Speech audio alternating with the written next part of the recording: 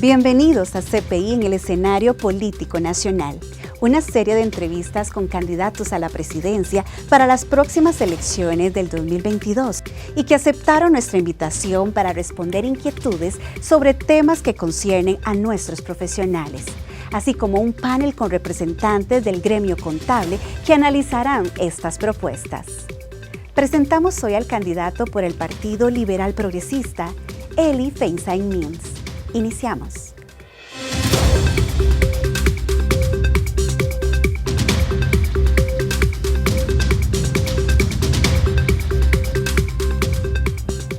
Estimados colegiados y amigos de nuestra amada institución, bienvenidos a CPI en el escenario político nacional.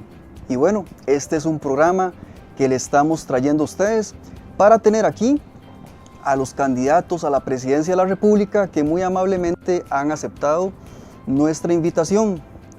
Los vamos a abordar con preguntas directas, rápidas, concisas, en temas que tienen que ver con nuestro gremio profesional. Y hoy continuamos con el programa y estamos muy contentos de tener con nosotros a Eli Feinstein. Eli es un economista destacado en el territorio nacional y ahorita se está postulando para la presidencia de la República con el Partido Liberal Progresista. Don Eli, bienvenido al Colegio de Contadores Privados de Costa Rica. Para nosotros es muy importante su visita. ¿Cómo se encuentra el día de hoy? ¿Cómo se siente? Muchísimas gracias, don Kevin, por la invitación. Para mí es un placer estar de nuevo aquí en el Colegio de Contadores Privados. Me siento magníficamente y le envío un saludo a todos los afiliados del colegio. Claro que sí, muchísimas gracias. De hecho, yo represento a un gremio que en este momento tiene varias inquietudes que son las que vamos a tratar de abordar en este momento. Por ejemplo, don Eli, usted sabe que a raíz de la creación de la ley 9635, hace 2 años se crearon una serie de impuestos como el impuesto a las ganancias de capital, rentas de capital, que tiene que ver con la parte mobiliaria, se hizo modificaciones al impuesto al valor agregado y además de eso modificaciones al impuesto de renta. ¿Cree usted que estos impuestos son necesarios para la generación de ingresos que ahorita está teniendo el gobierno? ¿O hemos visto por allí que usted ha pensado incluso más bien en manejar esos impuestos, eliminarlos? ¿Qué nos puede decir al respecto, don Eli? Bueno, Kevin, a todas luces en Costa Rica se nos fue la mano en el tema tributario. Costa Rica hoy tiene 110 impuestos, de los cuales 6 recaudan el 94% de todo lo que recoge el gobierno. Quiere decir que tenemos otros 104 impuestos que solo recaudan 6%, 6 de cada 100 colones. Y esto lo que hace es introducir un montón de ruido en el sistema, un montón de complejidades, le hace perder tiempo al obligado tributario, le hace incurrir en costos. Y el ejército de funcionarios necesarios para administrar 104 impuestos que apenas recaudan 6% del total, implica que en la mayoría de los casos son impuestos que recaudan menos de lo que se invierte en el esfuerzo recaudatorio. Por lo tanto, si queremos ordenar las finanzas públicas, tenemos que simplificar significativamente el sistema tributario. Nosotros estamos proponiendo eliminar 90 impuestos. Básicamente son impuestos que le dejan al Estado menos de lo que se invierte en el esfuerzo de recaudación. Y también impuestos que encarecen innecesariamente procesos productivos o la vida de los costarricenses. El impuesto al consumo de cemento. ¿A quién se le ocurrió que era una buena idea encarecer el acto de construirse una casa, por ejemplo? Los impuestos que afectan a la actividad agrícola y ganadera, a los insumos agrícolas, a los concentrados alimenticios, a los medicamentos veterinarios, impuesto al sacrificio de los animales, impuesto al destace de los animales. Al final de cuentas terminamos con un sistema complejísimo y la vida carísima para la gente, ¿verdad? Entonces por eso estamos hablando de la necesidad de simplificar ese sistema tributario. Si se simplifica este sistema tributario, entonces ante una presidencia suya lo que harían es tratar de recaudar los impuestos que quedarían o los que ya hay de una forma más efectiva y eficiente. En efecto, si uno elimina 90 impuestos, agarra a ese ejército de funcionarios y los concentra en aquellos impuestos que más le dejan al Estado costarricense para mejorar el esfuerzo recaudatorio, para incrementar la probabilidad de detección de la actividad evasora, ¿verdad? Con miras a disminuir la evasión fiscal. Pero además, Kevin, tenemos estudios, hay uno del Instituto de Investigaciones en Ciencias Económicas, que habla de que si uno modifica la composición de la canasta básica tributaria de manera que verdaderamente refleje los patrones de consumo de los costarricenses, podemos bajar la tasa del IVA al 11% y mejoraríamos la recaudación en alrededor de 60.000 millones de colones al año. Esto de acuerdo con estimaciones del Instituto de Investigaciones en Ciencias Económicas de la UCR.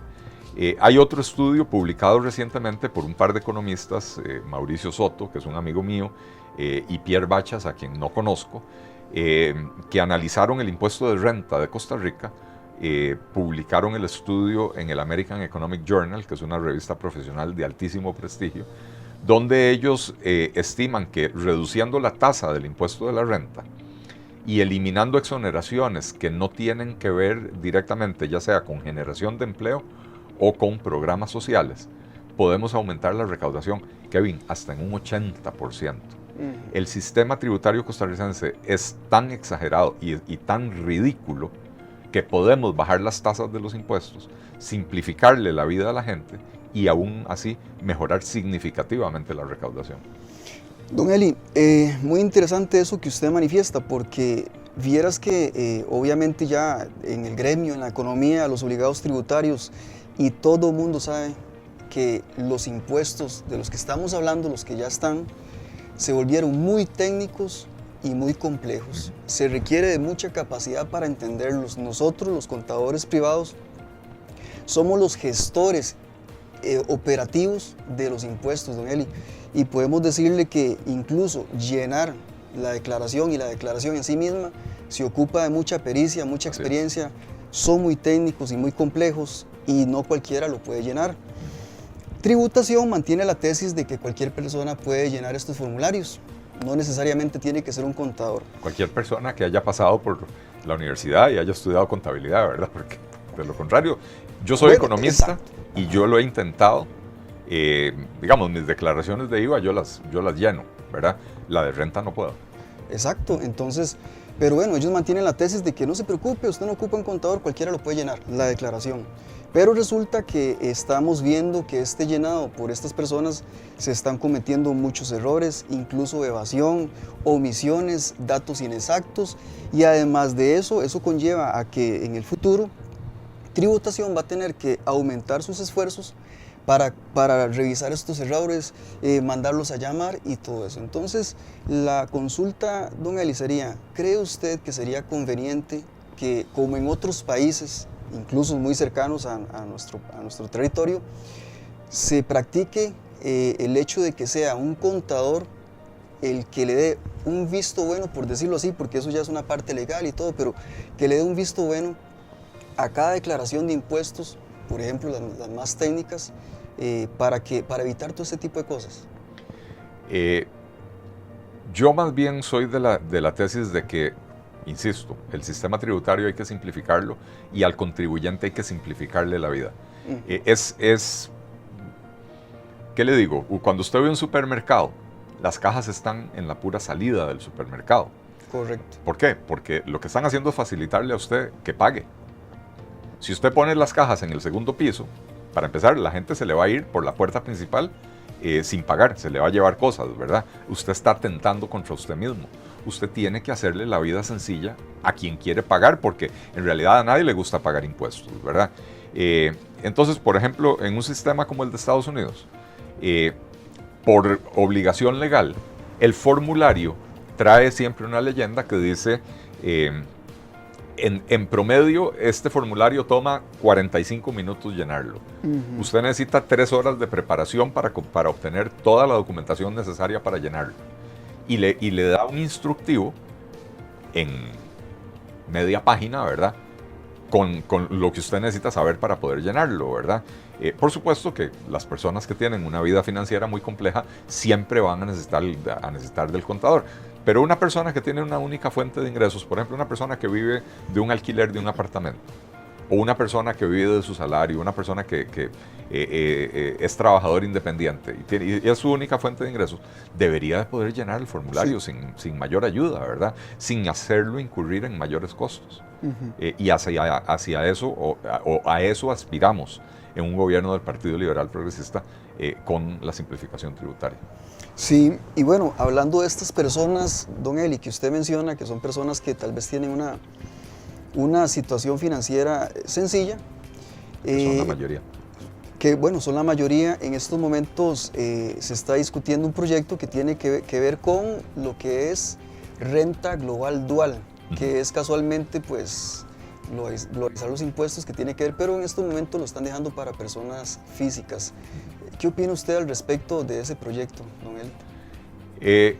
Renta global puede ser una buena idea, no de la manera en que está planteado. Desde el momento en que usted ya le metió dual al título, ya eso no es renta global, ya usted tiene un sistema doble, ¿verdad? Renta global, ¿de qué se trata? Para explicarle, bueno, los contadores probablemente lo entienden, pero otras personas que lo puedan ver en redes sociales. Una cosa es renta mundial, que es tratar de grabarle a las personas los ingresos que generan en cualquier país. Renta global es sumar todos los ingresos de una persona. Usted es asalariado, pero tiene un apartamento de alquiler y de vez en cuando hace una consultoría y tiene unos ahorros ahí que le pagan intereses. Sumar todos sus ingresos, meterlos en una sola olla y cobrarle un solo impuesto. Es una buena idea porque tiende a simplificarle la vida a las personas. Lo que pasa es que este proyecto de renta global dual es un proyecto que no es para simplificar la vida de la gente, sino que es un proyecto que lo que hace es reflejar la voracidad fiscal del gobierno. Porque hoy usted tiene algunas inversiones, por ejemplo, sobre las que está pagando el 8%, otras sobre las que está pagando el 15%.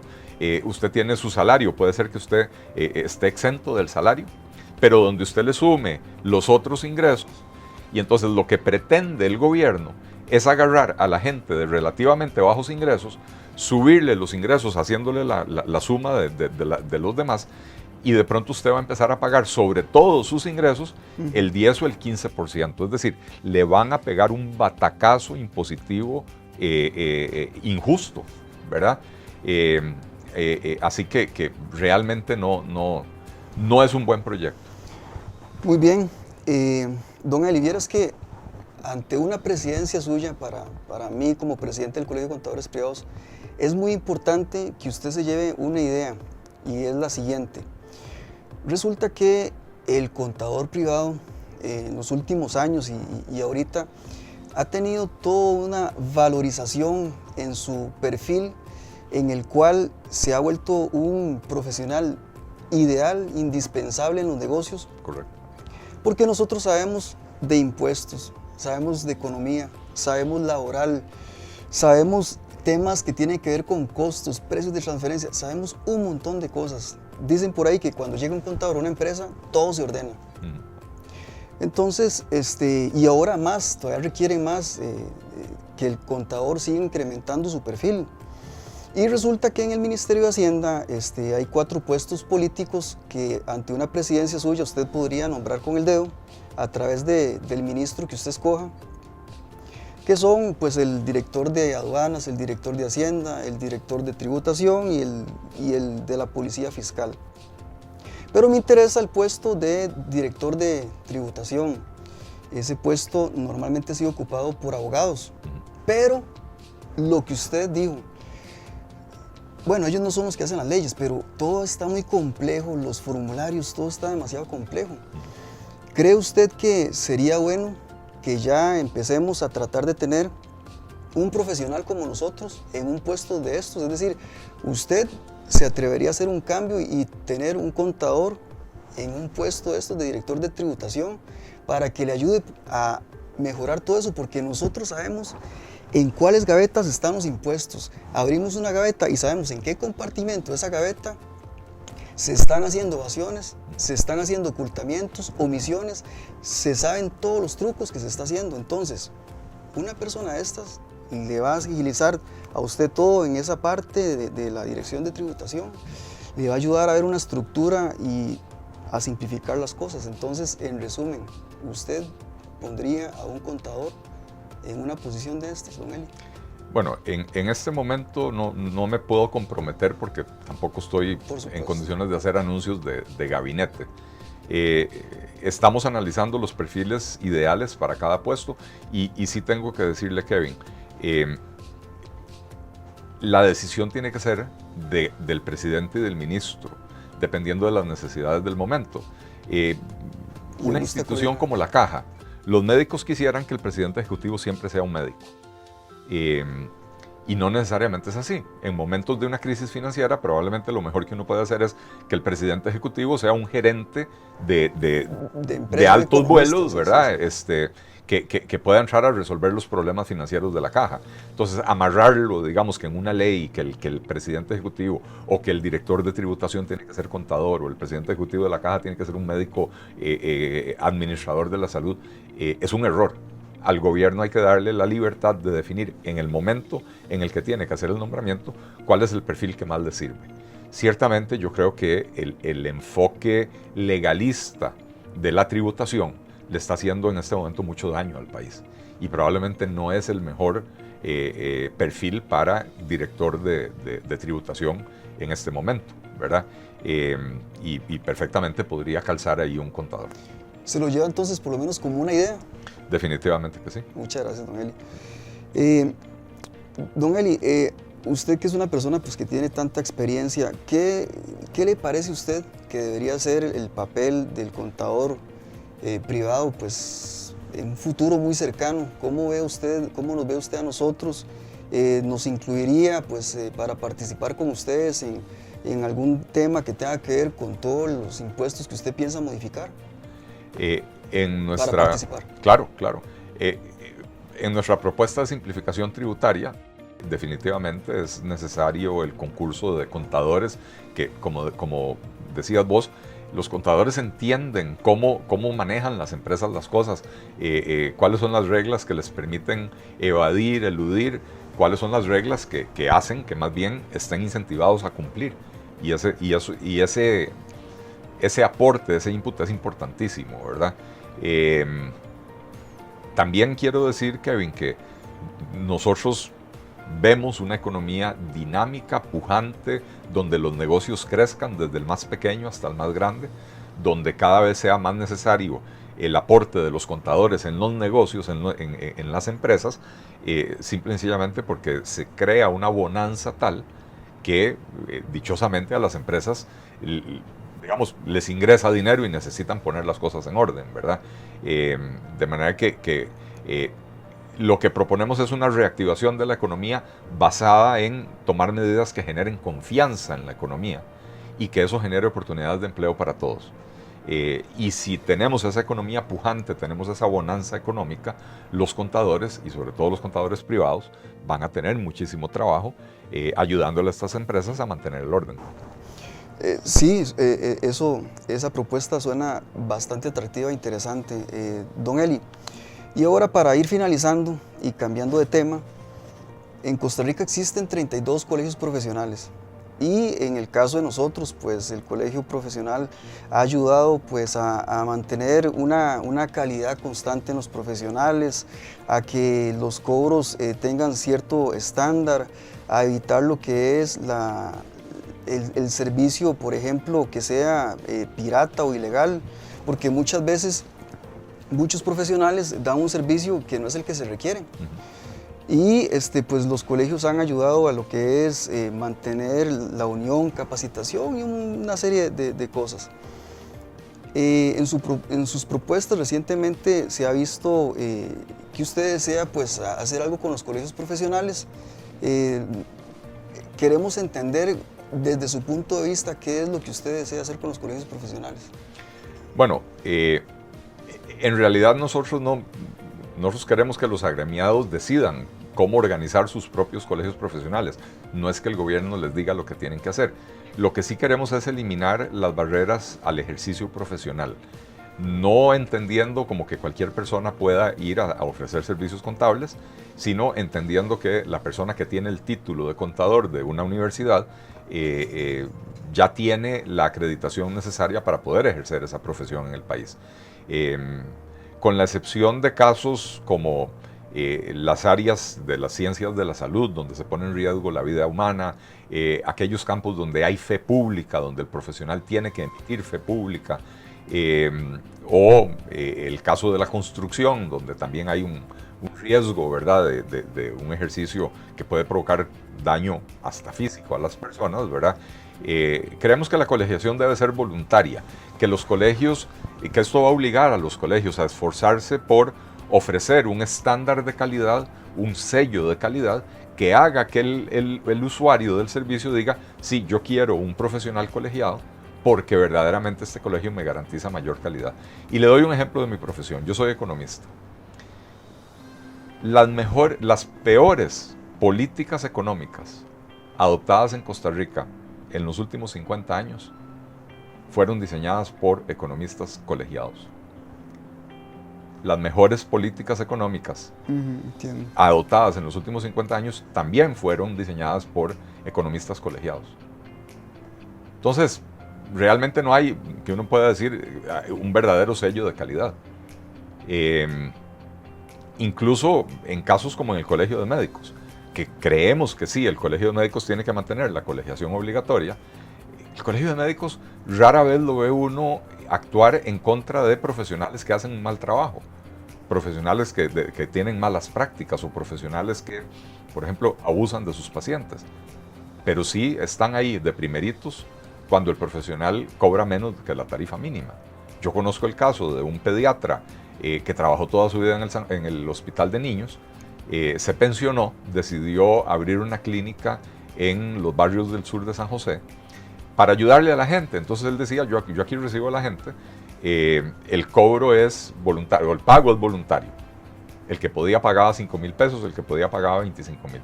Le cerraron la clínica, el Colegio de Médicos le cerró la clínica y uno se pregunta, ¿y el juramento hipocrático de que la profesión médica es para ayudarle a cualquier persona sin distingo de condición? ¿Por qué estamos excluyendo a la gente pobre de poder recibir un buen servicio profesional, ¿verdad? Entonces, por medio de la acreditación de la calidad, los colegios pueden asegurarse de que los profesionales quieran tener ese sello. Pero la obligatoriedad me parece que más bien atenta contra los intereses del propio profesional.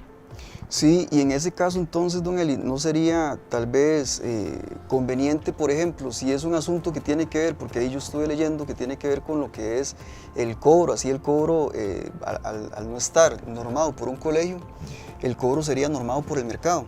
Entonces podríamos tal vez más bien que los colegios sigan como están, pero o sea, más bien le estoy preguntando a usted, ¿no sería mejor entonces decirles, no, el cobro no, más bien los honorarios el colegio no lo maneja, los honorarios quedan afuera del manejo del colegio? Y fortalecerlos en la otra parte, que tiene que ver con la parte de la fiscalidad, es decir, darle más poder al colegio para que llame a cuentas a ese doctor o a ese contador y le diga, vea, usted hizo esto y esto, se le hace pues obviamente el proceso, ¿verdad? No es así nomás que sí se va a juzgar. Y darle más peso para que tenga pues un poder más devastador en la parte del castigo, que es lo que a usted le llama la atención. Bueno, pues... Sí, no solo el castigo, no lo veo como una cuestión de castigo, lo veo como una cuestión de aseguramiento de la calidad, ¿verdad? Donde el sello del colegio sea reconocido por la gente como un sello de calidad, ¿verdad? Porque lo que queremos es promover el mejor servicio al usuario. Muchas veces se nos olvida eso. El profesional está para servirle al usuario. Y los colegios deberían de estar para garantizar que el servicio profesional esté diseñado pensando en las necesidades del usuario. Cuando los colegios se enfrascan en luchas por impedir que ciertos grupos ejerzan profesiones. Por ejemplo, vuelvo al Colegio de Economistas porque es el que conozco mejor. Claro. Si usted estudia ingeniería en la Universidad de Costa Rica, se gradúa como licenciado en ingeniería, usted se va a la mejor universidad del mundo, saca una maestría en estadística y después va a otra universidad mejor del mundo y saca el doctorado en economía. Cuando usted regresa a Costa Rica, usted no puede colegiarse en el Colegio de Economistas. Porque hay una regla que dice que si usted no estudió economía de primer título, usted no es economista. Y entonces hay magníficos profesionales en Costa Rica que son economistas, que se han graduado de las mejores universidades y que nunca podrían afiliarse al Colegio de Ciencias Económicas. Ahí estamos estableciendo una barrera al ejercicio profesional. Ese es el tipo de cosas que nosotros queremos evitar. En el Colegio de Médicos hoy están poniéndole obstáculos a profesionales costarricenses que estudiaron en universidades costarricenses, que hicieron un enorme esfuerzo, consiguieron una beca para irse a especializar en hospitales de primer orden en Estados Unidos. Porque yo no soy de los que cree que aquí tenemos que empezar a traer médicos graduados de la Universidad de los Patitos en la isla de Granada, ¿verdad? Yo creo que aquí tenemos que traer profesionales o incentivar que los profesionales se formen en los mejores lugares del mundo. En Europa, en Japón, en Estados Unidos, ¿verdad? Pero profesionales costarricenses que se han especializado en hospitales de primer orden en los Estados Unidos vienen a Costa Rica y no les admiten, no les reconocen el título. Y entonces otra vez hay una barrera contra el ejercicio profesional en un país donde tenemos una escasez de especialistas médicos, ¿verdad? Entonces, nuestra intención es derribar esas barreras al ejercicio profesional, permitirle a los colegios fortalecer su rol fiscalizador, su rol en capacitación capacitación continua de los profesionales, para que puedan poner un sello de calidad que verdaderamente represente que ese profesional que está colegiado es mejor que el que no está colegiado. Sí. Probablemente, don Eli, lo que se ocupa pues es tal vez modernizar un poco la parte de los colegios porque, por ejemplo, el colegio de abogados tiene 150 años. Este en el que estamos ahorita tiene 70 años. Contadores públicos 75, pero bueno, entonces ya tienen su trayectoria, entonces tal vez sí podríamos más bien modernizarlos, hacerlos más fuertes y darles más herramientas. Obviamente pues cada colegio tiene su ley y sé que sería todo un proceso y una maraña de que tiene que ver con leyes, pero bueno, el tema queda discutido y más bien le agradecemos la oportunidad de que usted nos dé su forma de pensar. A ustedes recordarles que continúen con nosotros porque seguidamente viene un panel de notables que son contadores que van a analizar todo lo que estamos hablando aquí y va a ser muy enriquecedor para todos, así es que no se nos vayan. Seguidamente, don Eli, agradecerle su presencia y pues si gusta se despide de nuestra amable audiencia, Eli.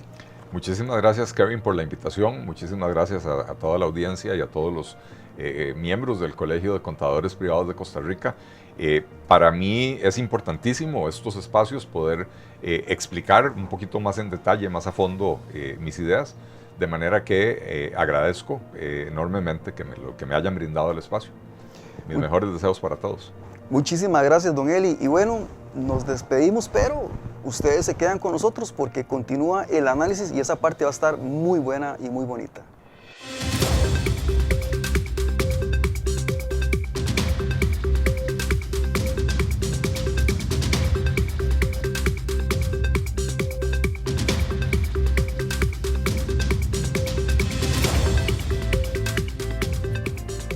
¿Qué tal, colegas y amigos? Continuamos con más de CPI en el escenario político nacional.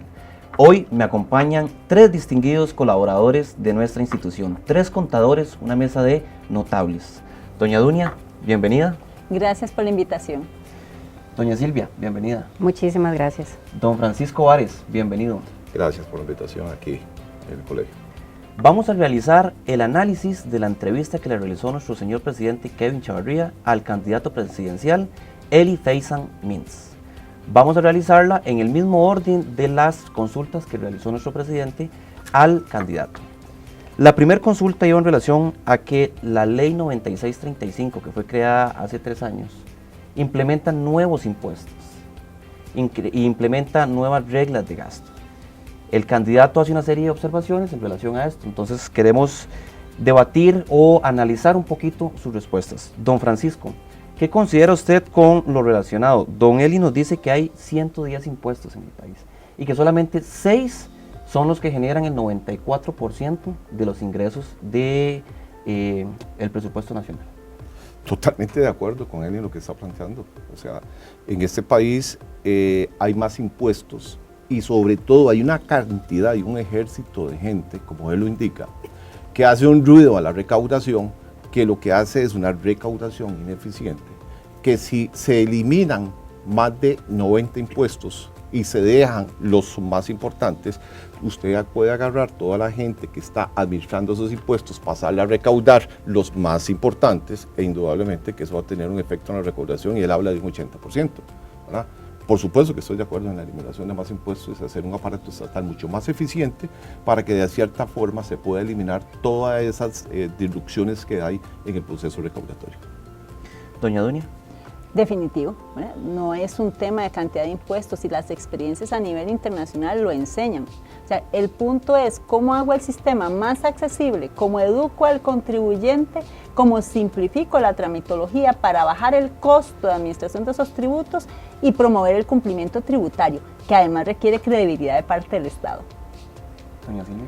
Sí, bien, el enfoque de él me parece bastante acertado y concuerdo, ¿verdad?, con Doña y con Francisco, en el sentido de que hay un enfoque sobre la recaudación de aquellos que generan más ingresos, es decir, aquellos impuestos que están de por sí, ¿verdad?, ahí, pero que pues no generan digamos, un peso importante, pues enfocar mejor este recurso hacia los que sí generan, ¿verdad? Porque al final lo que necesitamos en este país es, y una opinión muy personal, es una mejor recaudación de aquellos que precisamente le generan ingreso al Estado. Sí, esto iría en función de los dos lados, ¿verdad? En tanto la recaudación y la parte de los gastos. Algo también importante que él menciona ahí es que existen estudios en los cuales si se implementa una canasta básica o una canasta, ¿verdad?, más acorde o más real a lo que tenemos, se podría bajar el IVA a un 11%. Entonces, ¿qué podríamos opinar en relación a esto, don Francisco? Yo creo que sí, que el enfoque de la canasta básica es una... hay países, por ejemplo Colombia, acuérdense que el año pasado Colombia tuvo casi una huelga de país porque se le subió el impuesto a la canasta básica, ¿verdad? Yo creo que ahí es que no está el problema ahí. La canasta básica, digamos, que se ha pensado para productos para gente con escasos recursos, y me parece que no debe tocarse, si ahí no está el problema, si el filo no está en las cobijas. Por ejemplo, un impuesto recaudatorio, el de los dividendos, para poner un ejemplo, tengo unas cifras, pero incluye los intereses, pero yo le aseguro que el impuesto que recauda el fisco en los dividendos es muy bajo. ¿Por qué? Porque su tarifa impositiva es del 15%. Hágala como lo hacen otros países en Latinoamérica, pásela al 5%. Y le aseguro que va a recaudar muchísimo dinero por esa vía. Para poner un solo ejemplo de lo que se puede hacer. Doña Doña. Sí, es que, a ver, cuando usted hace algo más gravoso, ya sea por la tasa o porque el proceso es más complejo, ¿qué promueve usted? Evasión y elusión.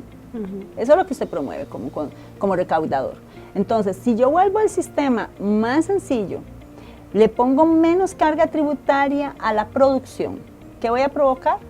Un mayor incremento en la producción y mayor disposición a tributar. Si yo tengo más inversión, más producción que tengo, más empleo. Si tengo más empleo que tengo, más consumo. Y entonces un impuesto al valor agregado, que es un impuesto instantáneo, ¿verdad?, cuando usted llega y compra, por decirlo así en forma sencilla, recauda al Estado. Si ese es uno de los principales ingresos que tiene nuestro país. Pero en cambio, ¿qué hacemos? Querer gravar el mismo capital de trabajo que debe promover la producción y la inversión. Entonces, estoy restando combustible a la economía para que sea capaz de generar los ingresos que el país necesita, que deben sí estar orientados a inversión, a capital, no meramente a gasto, no meramente a ineficiencia en el proceso, a duplicación de esquemas tributarios, de la misma gestión del Estado en otras áreas. ¿Cuántas instancias tienen que ver con agua? ¿Cuántas instancias tienen que ver con energía? Y eso se enfrenta el empresario a la hora de hacer su proceso de inversión. Eso nos resta competitividad, eso aumenta los costos, eso hace que haya menos empleo, menos consumo, menos recaudación. Y súmele la evasión y la elusión que usted promueve al complejizar las cosas. Y súmale gasto público que no baja. Exacto, pero ¿cómo es que no baja? Podríamos decir que este tipo de medidas también va a atraer la inversión extranjera, ¿verdad? Porque un sistema más sencillo, más simple, y disminuyendo las cargas, como lo está planteando, lo hace más atractivo, ¿verdad?, para los inversionistas. Doña Silvia, él menciona también en una parte de esta respuesta reducir la tasa del impuesto sobre la renta y eliminar exoneraciones. ¿Qué podemos concluir o qué podemos analizar con relación a eso? Claro, él lo que plantea, digamos, desde la perspectiva de la tasa impositiva que tenemos nosotros, que es bastante alta, ¿verdad? Que es un 30%, bueno, para hablar de la tarifa más regular, 30%, ¿verdad? Estamos de acuerdo, o sea, genial, ¿verdad? O sea, si llega con una propuesta de cambio, de modificación a menos impuesto, ok, perfecto, pero eso yo no lo tengo que ver aislado, yo lo tengo que ver en conjunto con el tema de la simplicidad, que él también lo deja decir, ¿verdad?, dentro de su entrevista, que me parece bastante acertado. O sea, ese tema de la simplicidad, y como ya lo he dicho en otras ocasiones, ¿verdad?, es lo que necesita el país en este momento. Con respecto al tema de la tasa de impuesto de renta, está bien, vamos a trabajar, o sea, me parece, estoy de acuerdo con eso, pero también en la simplicidad tienen que ir en conjunto, porque tampoco puedo pensar en dejar un hueco, ¿verdad?, por ahí, digamos, sin provisionar cuál va a ser el ingreso real, ¿verdad? Y seguridad jurídica. Exacto, sí, porque él hace una mención sobre el tema de la subjetividad. Hoy por hoy ese es el mínimo común denominador de nuestra normativa. Y no hablo solo de renta, hablo de IVA. De IVA es donde está muchísima más fuerte la situación de subjetividad. ¿A qué me refiero a subjetividad? Tenemos los elementos de un impuesto. ¿Cuáles deben de ser? El objeto. Sin embargo, ese objeto se está viendo y lo estamos viviendo nosotros. Hoy el contribuyente que toma las decisiones lo está viendo difícil. ¿Por qué? Porque hay elementos donde tiene que interpretar. Un ejemplo, la norma de acreditación, nada más en temas de IVA, ¿verdad? Entonces, si él dentro de su proyecto pues me plantea eso, bueno, también perfecto, pero la simplicidad va a ser un elemento de la mano, y la subjetividad, que se elimine la subjetividad. Para eso hay una ley, es la que me dice qué es lo que va.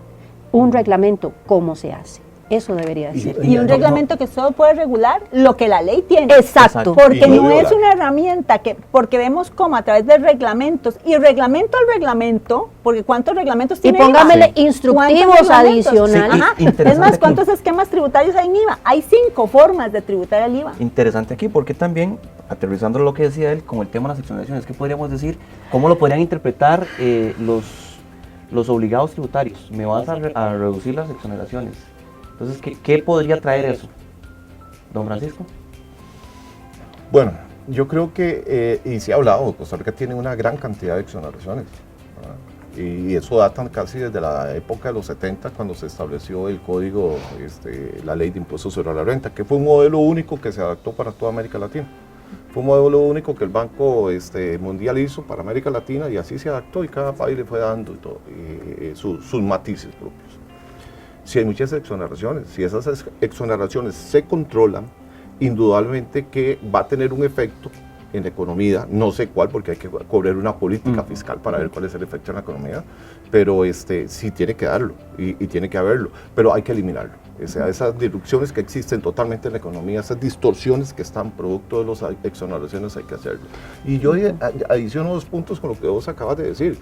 Primero, esto tiene que generar confianza. Exacto. Tiene que pasar un proceso de digitalización y una normativa para la simplificación de los tributos. Es credibilidad. Exacto. Es simplificación, como es que las exenciones tienen una situación hoy por hoy, no son simples. Hoy usted ir a hacer una exoneración, usted tiene que tocar la puerta de 1, 2, 3, 4, 5, porque hay exenciones habidas y por haber. Pero no solamente las exenciones, las no sujeciones, y ver las entidades públicas donde hoy, dado el esquema público, donde tenemos entidades públicas no estatales, quienes administran fondos públicos, donde tenemos las autónomas, las mismas entidades públicas y esas entidades especiales a veces no saben cómo tributar. O sea, si ni el mismo Estado tiene seguridad de cómo debe cumplir sus propios deberes autoimpuestos, porque el Estado es uno solo, ahora, ¿cómo puede estar el contribuyente común y corriente? Vamos con la segunda consulta, que va en relación de la simplificación. El impuesto de renta global dual, ¿verdad? La posición de él, ¿qué opina usted, doña Silvia? Vamos a ver, en el tema de renta global dual, bueno, él dice, y él entra de una vez, no más impuestos, Reitera, porque renta global dual, como lo tenemos ahorita en la Asamblea Legislativa, es un proyecto de más impuestos. O sea, que en ese sentido estamos de acuerdo, o sea, no, Costa Rica no necesita más impuestos. Así que desde esa perspectiva, yo lo que puedo decir es, Me parece, estamos de acuerdo y vamos hacia la pregunta inicial que de verdad él decía. Reitera lo inicial. Reiteramos, reitera lo inicial, que es un tema de simplicidad y de menos impuestos, pero mejor recaudados. Exactamente. Doña Duña. Yo, en lo personal, y como bien dice Silvia, yo no estoy de acuerdo en la renta dual. No puede ser que ni siquiera tenemos estabilizado el sistema tributario con los actuales tributos y pretendemos ir a hacer algo que este país no sabe hacer.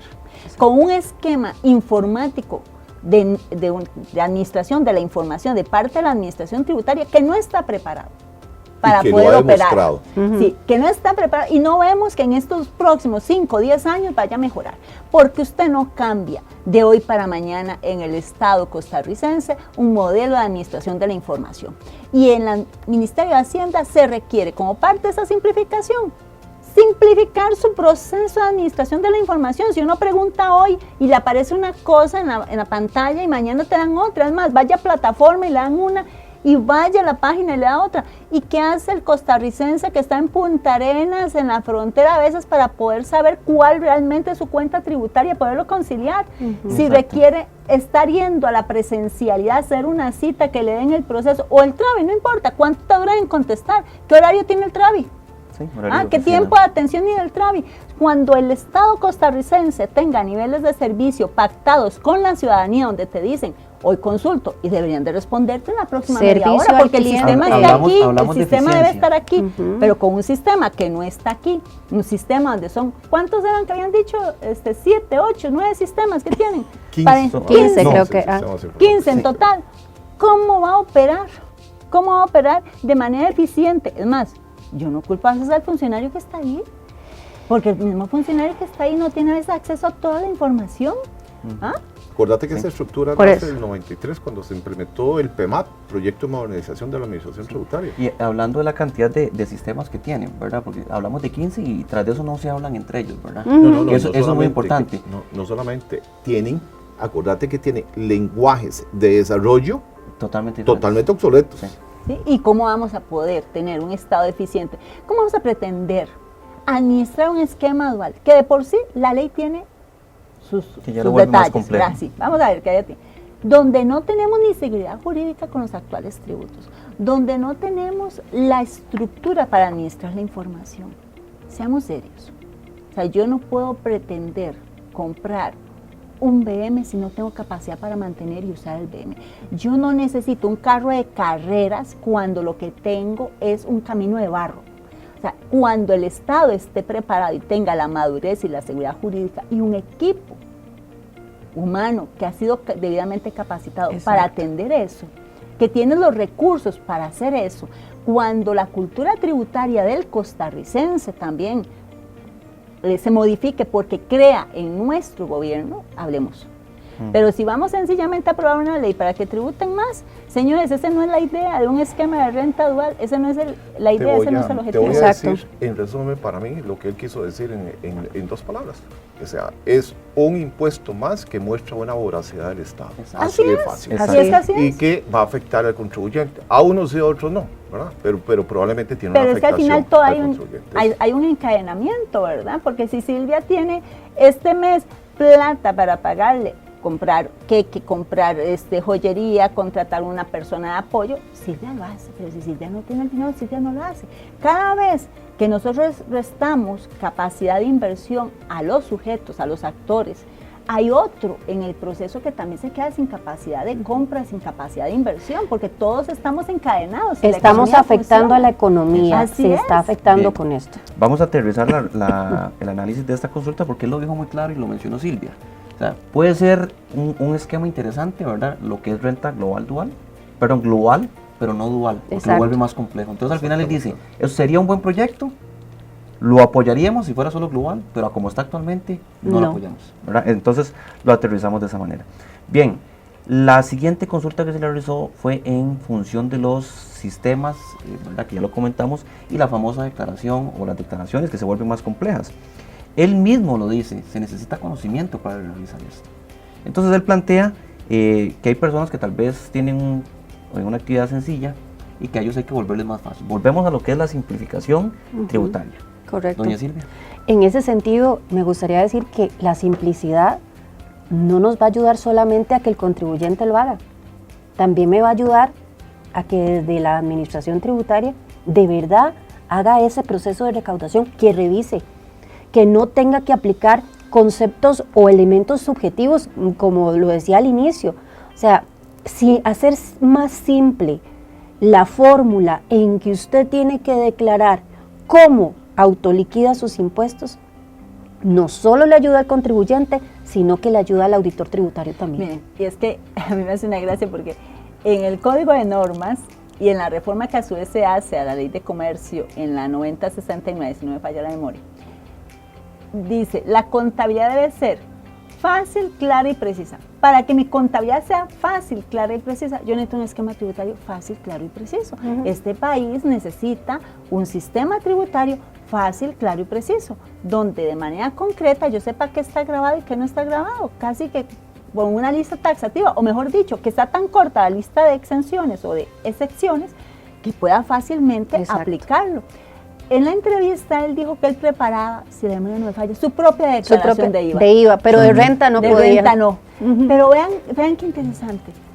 Es que el tema es que yo como contribuyente muchas veces creo que la estoy haciendo, la estoy completando, la estoy haciendo bien.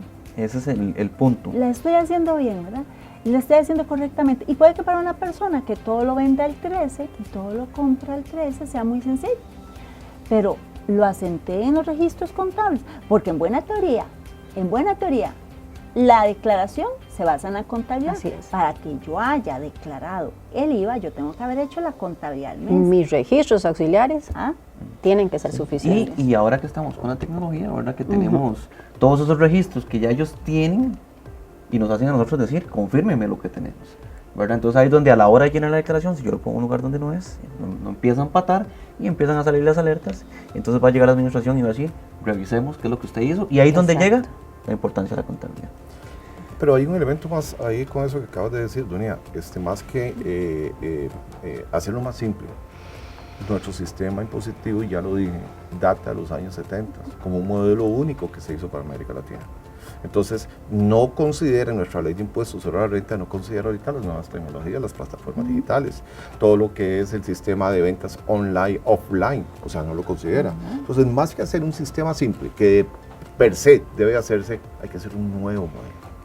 Hay que hacer un nuevo modelo, pero un nuevo modelo que se adapte a la realidad costarricense, ¿verdad? No implementar remiendos de otros países, porque ahí es donde se distorsiona, que lastimosamente ahí es donde van a ver un sistema que funciona en un país, en ese país, porque tiene particularidades. Y veámoslo, Centroamérica, nosotros somos la franja más pequeña que hay en América Latina, chiquiticos somos, ¿verdad? Tenemos la cantidad de habitantes que puede ser un país como Colombia, básicamente. Exacto. Y todos en Centroamérica somos distintos. Continuando con las consultas que se le realizaron al candidato presidencial, la número 5 fue el papel del contador. ¿Cómo ve la función del contador en un futuro o cómo ve en la actualidad? Él dice que la participación de los contadores es necesaria. Entonces, doña Silvia, ¿qué podríamos opinar al respecto? Definitivamente es necesaria en la elaboración, en asesoramiento, en guía de cómo aplicar la ley a la práctica. Porque como ya bien lo he indicado en otros momentos, la contabilidad es de donde se parte para la autodeterminación de los impuestos. Entonces, eso sí él lo considera importante, ¿verdad? Y creo que en definitivo, concuerdo, necesitamos más contadores cuando se está haciendo la ejecución de esa norma, porque al final y al cabo somos nosotros los que tenemos que autodeterminar ese impuesto. Cuando se le consulta sobre los puestos, él dice que no se compromete, ¿verdad? Pero dice algo muy importante. Ustedes, los contadores, son los que saben cómo evadir, cómo eludir. Entonces él se lleva eso para tenerlo en cuenta. Doña Dunia. Bueno, yo no creo que nosotros sepamos cómo evadir o cómo eludir, perdón. O sea, yo creo que nosotros conocemos cómo se operan los negocios. Conocemos la dinámica de la economía, sabemos cómo cumplir y sabemos cuándo no estamos cumpliendo. Y somos los que usualmente terminamos haciendo el rol de Hacienda al educar muchas veces a nuestros empresarios, a nuestros contribuyentes, diciéndoles, mira, esto es por esto es para esto. y nuestro rol se ve debilitado frente a un Estado que presenta un índice de corrupción de los más elevados, ¿verdad? Donde el tema del despilfarro, los dobles procesamientos, la evasión en aduanas, ¿ah? Porque ahí en aduanas, señores, había dicho un estudio, un 7%, un 5% de la evasión, o sea, no es en la contabilidad, donde estamos viendo solamente el tema, ¿verdad? Porque decir eso sería como que nosotros nos dedicamos a eso. Yo creo que el rol del contador, él lo ve como un rol funcional más. No creo que le dé la preponderancia que realmente tiene. Sabe que eso sí, nosotros somos los que estamos ahí en el momento de la ejecución, ¿verdad? Como decía Silvia. El tema es que él tiene una mentalidad liberal. El tema es liberal. Y hay una serie de responsabilidades profesionales que nosotros cumplimos. Yo les suelo decir a los alumnos en la universidad, nosotros somos los custodios del patrimonio del empresario, del contribuyente. Y bajo esa premisa actuamos, pero también nos ven como el que le asistimos a Hacienda, si le dicen a uno que uno trabaja para Hacienda, ¿no? Exacto. Entonces, creo que hay un tema de realidad, de cómo se viven los negocios y cuál es nuestra función. Creo que hablar tan abiertamente como lo manifestó de que la colegiatura no sea necesariamente obligatoria o demás, es abrir un portillo a una serie de situaciones que pone en desventaja a los contribuyentes, porque él no va a saber si el profesional es adecuado o no. La colegiatura independiente, que siempre hay excepciones a la regla, da un respaldo al ejercicio profesional y ayuda a organizar y encauzar esfuerzos como gremio que representamos muchas veces los intereses de la colectividad de los empresarios, porque somos los que sabemos cómo se cumple. Exacto. Ahí se me adelantó yéndose a la parte de la colegiatura, pero vamos entrando de una vez en esa consulta ya para ir cerrando. Don Francisco, ¿qué podemos opinar de esto? Cuando él dice la obligatoriedad, todo habla de una obligatoriedad de pertenecer a un colegio profesional, donde él llega y dice que no me tienen que establecer cuáles son los honorarios. ¿Qué podemos analizar al respecto de eso? Como buen economista está aplicando la teoría de oferta y demanda. Eso es todo lo que está aplicando. Lo que pasa es que no está viendo de que sí, cada profesional debe y obedece a un código de ética de su profesión y que lógicamente que debe haber un colegio que lo regule y una fiscalía en cada colegio que sancione a aquellos que están actuando fuera de la profesión.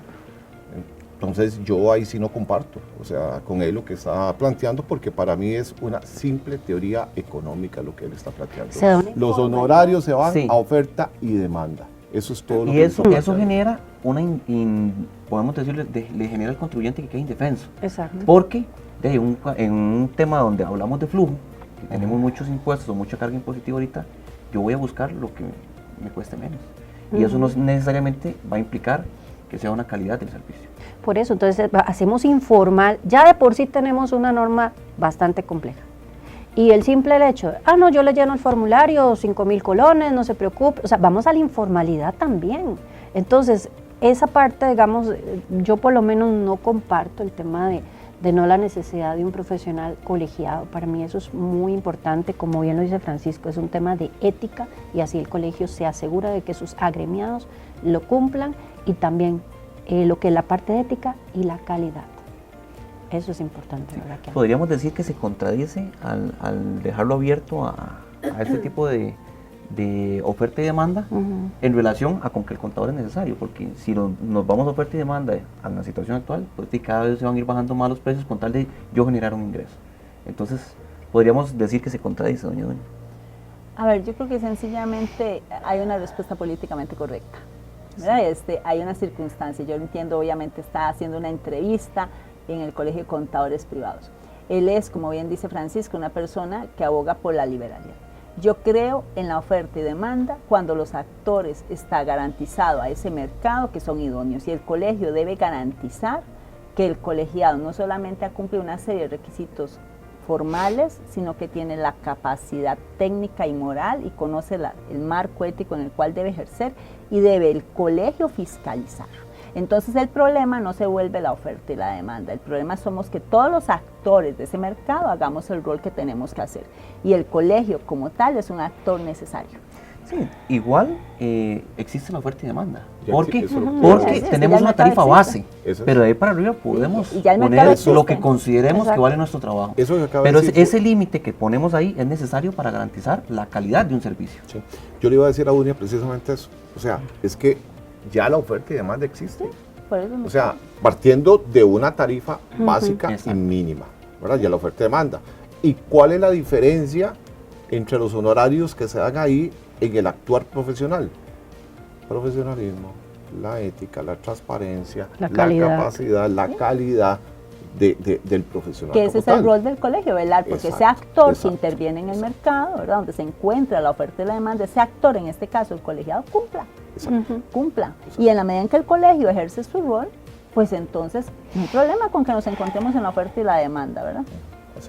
Correcto. Bien, gracias estimados colegas, ¿verdad? Por este análisis que hemos realizado esta entrevista a don Eli Faisán, que nos ha dejado mucho con las diferentes posiciones, ¿verdad? Y ya podemos ir comparando con la entrevista que se dio el día de ayer. Estimados colegas y amigos, acompáñenos mañana en una entrevista con don Rodolfo Pisa Roquefort, donde de igual manera estaremos abordando las mismas preguntas y estaremos realizando el análisis correspondiente. Muchas gracias, nos vemos.